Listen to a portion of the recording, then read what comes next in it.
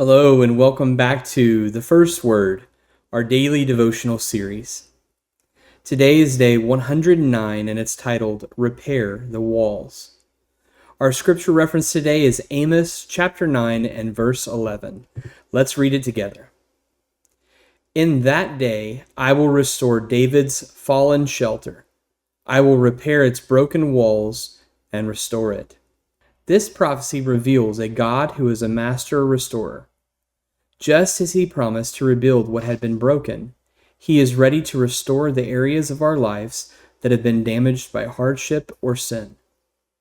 This restoration is not merely a return to what once was, but a renewal that brings forth a greater testimony of his grace and power. When you feel that something in your life is irreparably broken, remember that God is always at work, mending the fractures and bringing beauty out of the ruins. Embrace his promise of restoration and allow his transformative power to renew your spirit. Here are some questions to think about today. Which parts of your life are in need of God's restorative touch?